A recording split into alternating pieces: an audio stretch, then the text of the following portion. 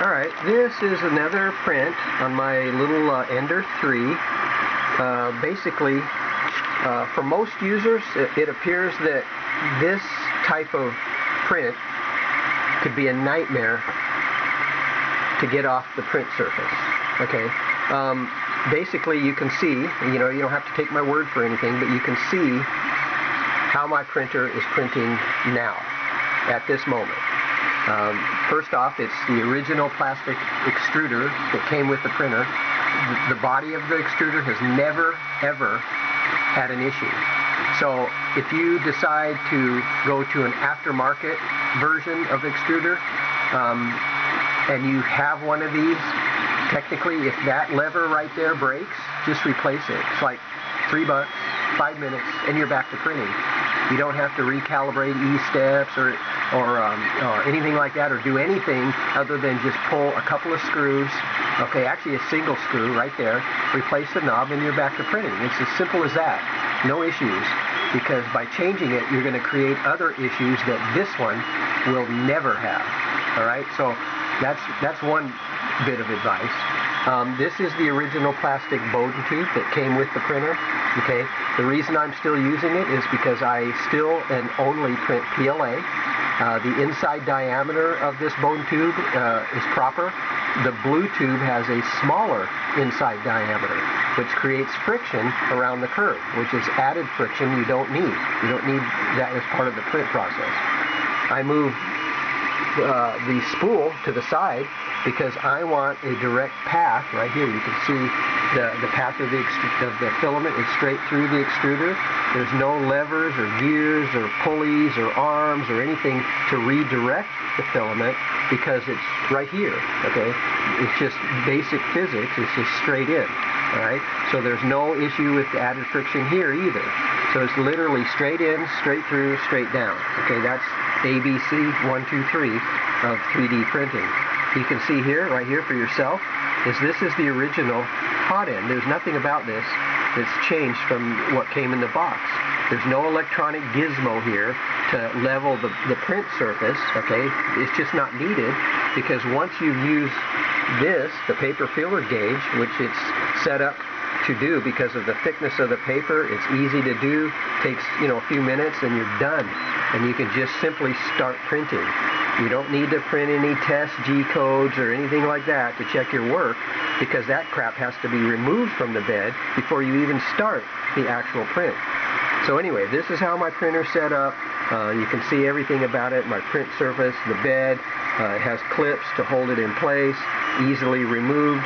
That way I'm not disrupting the lever or the adjusters here. These are the knobs on the bottom with, as you can see, the original springs. There's nothing about these springs that are changed. They just don't need to be, and you can see that. I mean, I'm saying they don't need to be changed because there they are. It's printing right now, live. Okay, so those are the original springs. They work. You just have to know how to use them. Got to know the situation. I am printing on a it's a 3 millimeter mirror. Okay, because that works for me. It's flat from the factory. You don't have to deal with any highs and lows or valleys or anything within the print surface. So you wouldn't even need this electronic gizmo at all that people seem to just have issues with all the time. I mean, without it, you won't have those problems. So I'm not using it now. All of my printers don't use it. I just use the traditional paper filler gauge. I start off with a flat surface that's known to be flat, okay? And then there's ways to be able to get the print off the bed without issue. In fact, I can get it off the bed with virtually no input from me at all. Basically, it just takes care of itself. I come back in a few minutes and it's off the bed and ready to go for the next print. I also have a second build plate that I can put on here while this is off to the side. I just remove it, move it off to the side, take care of that, put another mirror in place already set up for the print. Takes like less than a minute to reset for the next print, and I'm back to printing.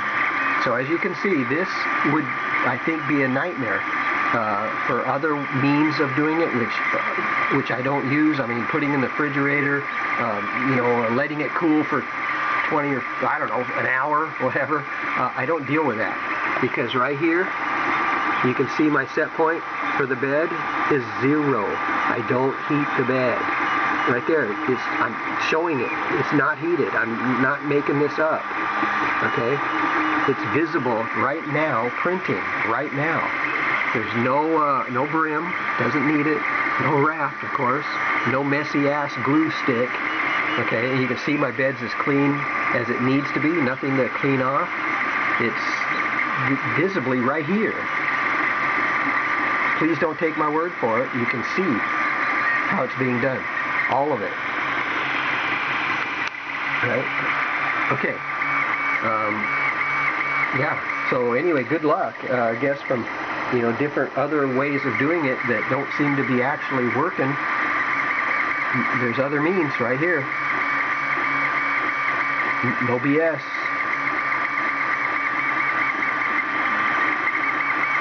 This covers virtually, 80% of the bed. Not going to be an issue at all to remove.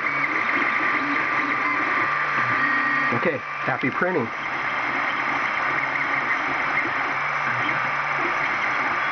So I'll report back when this gets done. This is virtually a 20-hour print. So it's going to be a little while before it gets done. It's going to be, at least this thick. It's going to have a whole lot of things going on. It's going to have a center shaft on it. Yeah, it's going to be a busy print. So far, so good, as usual. Nothing to worry about on my end, because I've been doing this for over 4 years without issue, the same way. As you see right here. No mystery.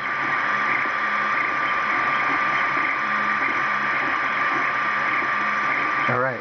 Oh yeah, and this is PLA. I may have mentioned it earlier. And my eSTEPS, factory 93. There you go. No firmware changes, nothing. Everything that was in the box is still here. Okay, you can see that right here. It's all still here. I mean, years, printing every day, all the time. Over 3,000 STL files printed on 4 Ender 3s and 1 CR10S. All right, happy printing.